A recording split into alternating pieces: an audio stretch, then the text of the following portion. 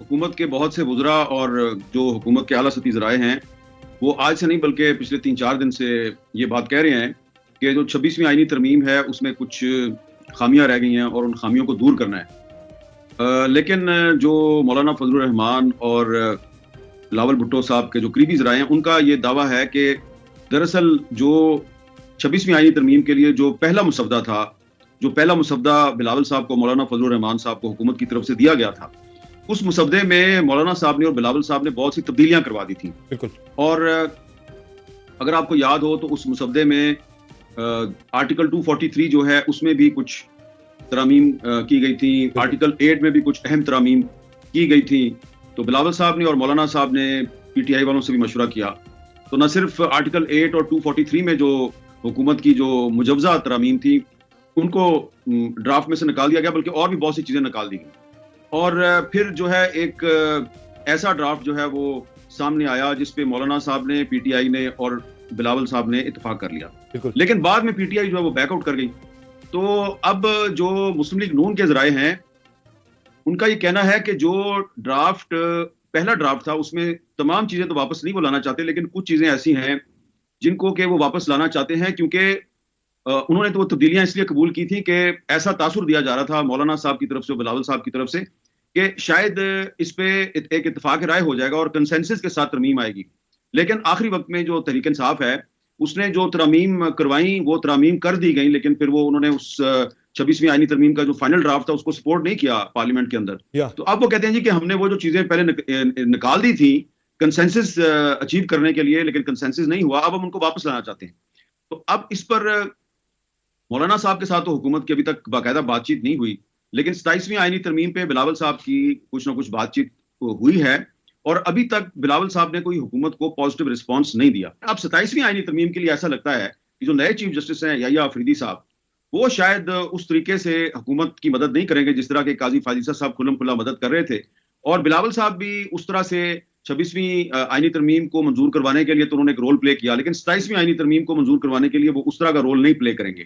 تو لگتا یہ ہے کہ حکومت کو کافی مشکلات اچھا میر صاحب، جو 27ویں آئینی ترمیم کے حوالے سے راج رانا ثناء اللہ صاحب نے بات بھی کی ہے، وہ یہ کہہ رہے ہیں کہ اس میں ملٹری کورٹس پر اگر اتفاق کی رائے ہو گیا تو پھر وہ لائی جا سکتی ہے اس حوالے سے ترمیم۔ مولانا فضل الرحمان صاحب بھی آپ کے علم میں ہے کہ وہ بھی رضامند ہیں مشروط طور پر کہ اگر 1 سال کی سنسٹ کلاز کے ساتھ اگر ملٹری کورٹس بنائی جاتی ہیں تو وہ اس پر راضی ہیں، تو پھر کم از کم ملٹری کورٹس پر تو لگتا ہے کہ اتفاق کی رائے ہو جائے گا۔ دیکھیں مولانا فضل الرحمان صاحب تو ایگریڈ ہیں،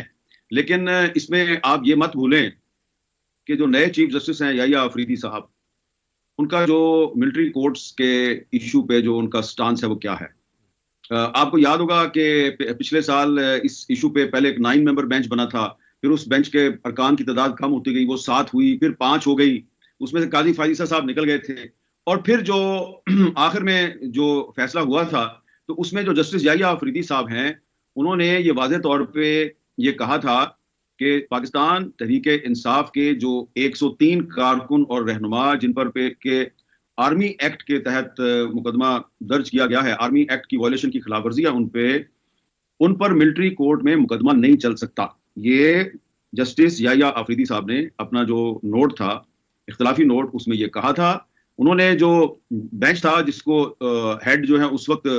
شاہد بندیال صاحب کر رہے تھے اور منیب اختر صاحب جو ہیں وہ ان کے ساتھ تھے، ان کی ساری ججمنٹ سے تو انہوں نے اتفاق نہیں کیا تھا، لیکن انہوں نے کچھ حصے جو ہیں ان سے اتفاق کیا تھا، اور اس میں یہ بڑا اہم تھا کہ جسٹس یحییٰ آفریدی صاحب نے یہ کہا تھا کہ کسی سولین پر Pakistan army act military court میں مقدمہ نہیں چل سکتا۔ تو یہ نئے چیف جسٹس صاحب کی یہ بڑی ایک واضح اوپینین ہے، اب اس کو چینج تو نہیں کر سکتے نا۔ تو اگر مولانا فضل الرحمان صاحب جو ہیں وہ 1 سال کی سنسیٹ کلاز کے ساتھ ایکسیپٹ کر بھی لیں اور کورٹ میں جو ہے وہ کوئی پٹیشن دائر کر دے تو پھر آپ کیا کریں گے؟ تو اس لیے میں سمجھتا ہوں کہ بلاول صاحب جو ہیں ان کا آن بورڈ ہونا ضروری ہے۔ بلاول صاحب ابھی تک ملٹری کورٹس کے مسئلے پہ ابھی تک حکومت کے ساتھ آن بورڈ نہیں۔ میر صاحب، جو 26ویں آئینی ترمیم کے بعد لگتا ہے حکومتی جو مقصد تھا وہ پورا نہیں ہو سکا کہ جن ججز کو باہر کرنے کے لیے پریکٹس اینڈ پروسیجر ایکٹ میں مزید ترمیم لائی گئی تھی، اب اسی میں ظاہرہ وہ ججز تو شامل ہو گئے اس کمیٹی کے اندر، منصور علی شاہ صاحب بھی آگے اور جسٹس منیب اختر جو سب سے امپورٹنٹ جن کا معاملہ تھا وہ بھی آگے ہیں۔ آپ کوئی خبر آ رہی ہے کہ مزید ترمیم لا کر جو ہے اسی ایکٹ کے اندر سینیورٹی کو بھی پھر سے ری ڈیفائن گورنمنٹ کرنے جا رہی ہے، اور سینیورٹی جو ہے وہ جسٹس امین الدین خان سے تاکہ شروع کی جا سکے اور آئینی بینچ کے اندر تاکہ ان ججز کی انکلوژن نہ ہو سکے جن کو گورنمنٹ نہیں چاہ رہی۔ دیکھیں اب یہ فیصلہ تو چیف جسٹس آف پاکستان نے کرنا نا۔ اب جسٹس یحییٰ آفریدی صاحب جو ہیں ان کی جو as chief justice of Pakistan appointment ہے اس کو تحریک انصاف نے مسترد کر دیا ہے. حامد خان صاحب کہتے ہیں جی ہم ان کی اپوائنٹمنٹ کے خلاف تحریک چلائیں گے. تو ایک طرف تو جسٹس یحییٰ آفریدی صاحب جو ہیں وہ تحریک انصاف اور ان کے حامی وکلا کا ایک ٹارگٹ ہے, اور دوسری طرف اگر حکومت جو ہے وہ اپنے ہی بنائے ہوئے چیف جسٹس آف پاکستان جو ہے اس کے فیصلوں کو اہمیت نہیں دیتی, اور پریکٹس اینڈ پروسیجر جو کمیٹی ہے اس میں اگر یحییٰ آفریدی صاحب نے منصور علی شاہ صاحب کو اور منیب اختر صاحب کو شامل کر لیا ہے, تو ایسا لگتا ہے کہ نئے چیف جسٹس یحییٰ آفریدی صاحب جو ہیں وہ ججوں میں ایک یونٹی پیدا کرنے کی کوشش کر رہے ہیں. جو قاضی فائزہ صاحب کے دور میں جو جوڈیشری کا جو مذاق بنا اور جوڈیشری کی جو ایک کریڈیبلٹی خراب ہوئی ہے عوام الناس کی نظروں میں, تو یحییٰ آفریدی صاحب اب اس کو بحال کرنے کی کوشش کر رہے ہیں. تو یحییٰ آفریدی صاحب کی جو اپوائنٹمنٹ ہے چیف جسٹس تحریک انصاف تو پہلے ہی اس کے خلاف ہے, تو اب حکومت بھی اگر ان کو کنٹروورشل بنانے کی کوشش کرے گی تو پھر آپ اور میں جو ہیں وہ یہ سوچنے پہ مجبور ہو جائیں گے کہ پاکستان میں جو سب سے بڑا ایک جو جوڈیشری کا ادارہ ہے سپریم کورٹ آف پاکستان, اس کا پھر مستقبل کیا ہوگا. حامد منیر صاحب اگر ہم تحریک انصاف کی بات کریں تو اس میں ایک فارورڈ بلاک کی خبریں ویسے تو بڑے عرصے سے ہم سن رہے ہیں, لیکن آج کل پھر سے وہ چل پڑی ہے کیونکہ ظاہر کچھ لوگ ووٹ بھی کر چکے ہیں آئینی ترمیم کے اندر, تو بن رہا ہے کوئی فارورڈ بلاک. سمر عباس صاحب, میں جب سے صحافت میں آیا ہوں, مجھے 35 سال سے زیادہ ہو گئے ہیں جرنلزم میں, جو بھی حکومت ہوتی ہے نا اقتدار میں, جو بھی پارٹی اقتدار میں ہوتی ہے یا جو بھی ڈکٹیٹر اقتدار میں ہوتا ہے, وہ کوشش کرتا ہے کہ جو اس کی اپوزیشن ہے, اپوزیشن کی جو مین پولیٹیکل پارٹی ہے اس کے اندر ایک فارورڈ بلاک بن جائے. ہر کسی نے یہ کام کیا ہے. اب جو اس وقت پی ٹی آئی آپ کے سامنے ہے, یہ پی ٹی آئی جو ہے اس کے اندر فارورڈ بلاک جو ہے وہ پہلے سے ہی موجود ہے, آپ سب کو پتا ہے, اور وہ فارورڈ بلاک میں جو لوگ شامل تھے ان کو پی ٹی آئی نے نکال دیا ہے. اب وہ پی ٹی آئی میں واپس آنے کی کوشش کر رہے ہیں, ان کی اور پی ٹی آئی کی آپس میں لڑائی چل رہی ہے, تو وہی لوگ جو ہیں وہ کوشش کر رہے ہیں پی ٹی آئی کے اندر نقب لگانے کی. ان کو بہت سی حمایت بھی حاصل ہے, لیکن میں سمجھتا ہوں کہ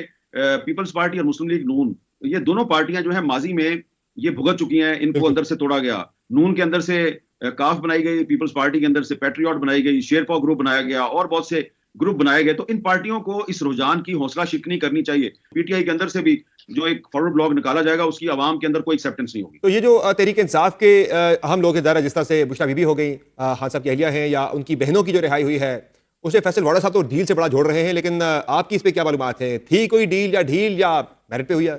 مجھے نہیں لگتا کہ بشرا بی بی یا عمران خان کی جو بہنیں ہیں ان کی رہائی کسی ڈیل کا نتیجہ ہے. میرا خیال ہے کہ اب کیونکہ امریکہ میں صدارتی الیکشن بہت قریب ہے, اور انٹرنیشنل لیول پر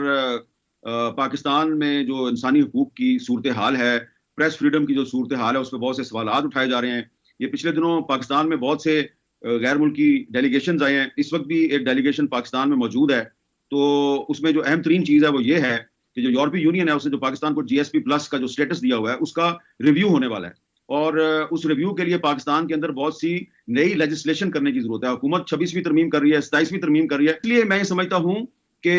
یہ جو بشرا بی بی اور عمران خان صاحب کی بہنیں ہیں, ان کو جو رہا کیا گیا ہے, اس کا مقصد صرف اور صرف انٹرنیشنل لیول پر یہ پیغام دینا ہے کہ جی یہ جو پاکستان کے بارے میں پروپیگنڈا کیا جا رہا ہے کہ یہاں پہ آزادی اظہار جو ہے اس پر بڑی پابندیاں ہیں, اور جو پولیٹیکل اپوزیشن ہے اس کو انتقام کا نشانہ بنایا جا رہا ہے, ایسی کوئی بات نہیں ہے. بہت شکریہ حامد صاحب پروگرام میں